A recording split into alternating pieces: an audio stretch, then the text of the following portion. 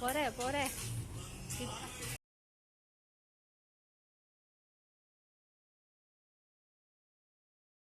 കുറച്ച് അയക്കുന്ന മക്കളെ ഇവിടേക്ക് നിൽക്കാൻ വരണമെന്ന് വിചാരിച്ചിട്ട് നമ്മൾ ചെറുപ്പത്തിലേ വന്നതും കളിച്ചതും നിന്നതും അടിച്ചതും ഒക്കെ ഇവിടെ തന്നെയാണ് കേട്ടോ. 1.5 വയസ്സ് മുതൽ ഒരു 10 വയസ്സ് വരെ നമ്മൾ ഇവിടെ തന്നെയായിരുന്നു. എൻ്റെ മൂത്തമ്മാൻ്റെ അടുത്തായിരുന്നു ഞാൻ.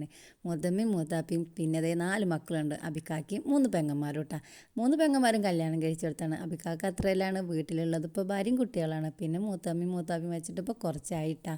ഇവിടെ പിന്നെ അടുത്തടുത്ത് തന്നെ വീടുകൾ കുറേ ഉള്ള കാരണം കുറേ കൂട്ടുകാരുണ്ടായിരുന്നു കളിക്കാൻ കേട്ടോ. നമ്മൾ വീട്ടിലവിടെ ചെല്ലുമ്പോൾ അവരെ കണ്ടില്ലെങ്കിൽ അവർ ഉമ്മാനും ഉപ്പാനും എല്ലാവരും ഒന്ന് പോയി കാണില്ല. അതെനിക്കൊരു വലിയ ഇഷ്ടമുള്ള സംഭവം കേട്ടോ. വന്നപ്പോൾ എല്ലാവരുടെ അടുത്തും പോവുകയും ചെയ്തിരിക്കണം. പിന്നെ ഇതാ പ്രളയ സമയത്തൊന്നും ഈ വീടിൻ്റെ അവസ്ഥ കാണാൻ പറ്റിയിരുന്നില്ല കേട്ടോ. വെള്ളം കയറിയിട്ട് ഇതൊന്നും ഒന്നുമല്ല, ഇതിൽക്കും മേലൊക്കെ എത്തിയിരുന്നു. ആകെ ജനലും കട്ടിലും ആകെപ്പാടും എല്ലാ സാധനങ്ങളും നാശമായിരുന്നു കേട്ടോ. അപ്പോൾ എന്തായാലും അൽഹംദുലില്ലാഹ് അതിലൊക്കെ റാഹത്തായി നല്ല ഉഷാറാക്കി വന്നിട്ടുണ്ട് വീട്.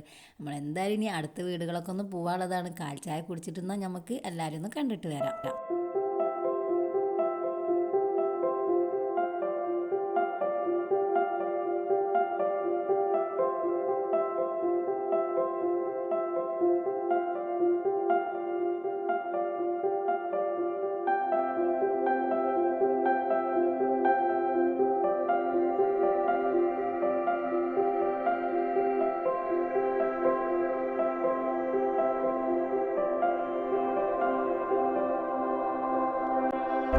കാൽ ചായയൊക്കെ കുടിച്ചിട്ടതാണ് നമ്മൾ വേഗം അടുത്തുള്ള വീടുകളിലൊക്കെ ഒന്ന് പോയി വരുന്നുണ്ടാ. അപ്പോൾ സുമതി ചേച്ചി പറഞ്ഞ ആൾ പ്രായമൊക്കെ അയക്കണ കിടപ്പിലാണെങ്കിലും ഇതിൻ്റെ ശബ്ദം കേട്ടേക്കാൻ എന്നെ വേഗം തിരിച്ചറിഞ്ഞിട്ടാ.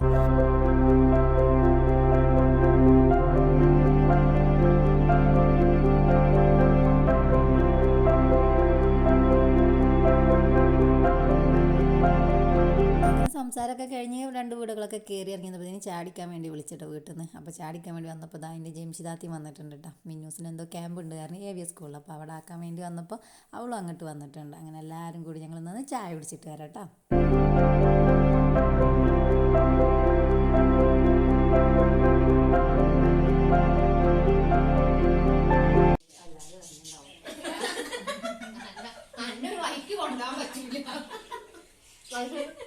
അന്റെ മാല പോയപ്പോ ഓളില്ലാത്ത കാരണം പാടില്ലേ പെട്ടെന്നറിയോ നീ വരുമ്പോ അതില്ല നിനക്ക് അത്ര ഉറപ്പാണ്.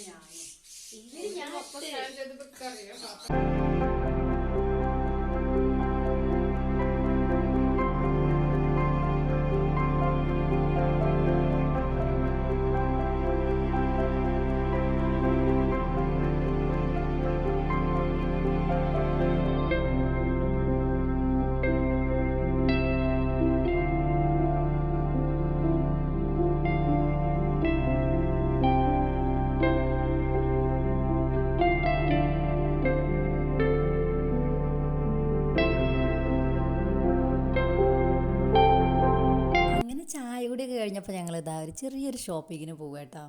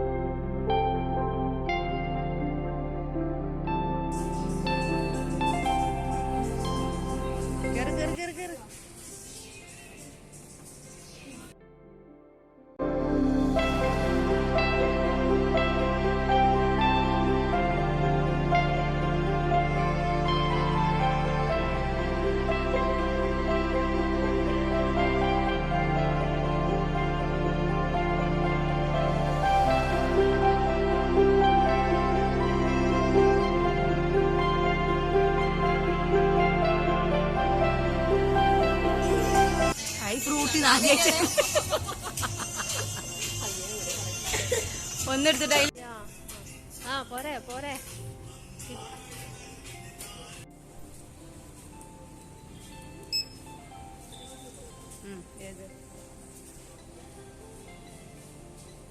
പർച്ചേസ് കഴിഞ്ഞ് വന്നപ്പോൾ ഇതിന് ഭാവി ഇത് അടിപൊളി വന്തിയൊക്കെ ഉണ്ടാക്കിയിട്ടുണ്ട് കേട്ടോ. അപ്പം ഇനിയിപ്പോൾ ഭക്ഷണം കഴിക്കഞ്ഞ് വേറെ ഒന്നും നോക്കാനില്ല.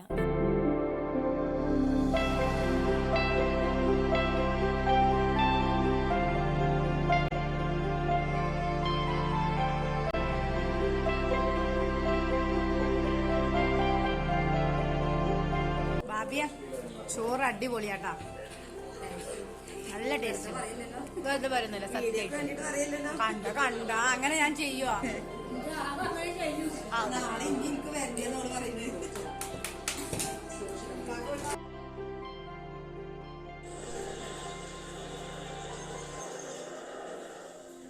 ഭക്ഷണം കഴിക്കലൊക്കെ കഴിഞ്ഞപ്പോൾ ജംഷിയാത്തതാ പോവുകയാണ് കേട്ടോ. മോളെ സ്കൗട്ടിൻ്റെ ക്ലാസ് കഴിഞ്ഞ് വന്നിട്ടുണ്ട്. അതുപോലെ തന്നെ ലൈലത്താത്തി നേരം വഴുകാൻ നിൽക്കണില്ല. തൊട്ട് ബാക്കിൽ തന്നെ ആയിട്ട് നമ്മൾ ഇറങ്ങിക്കണം കേട്ടോ.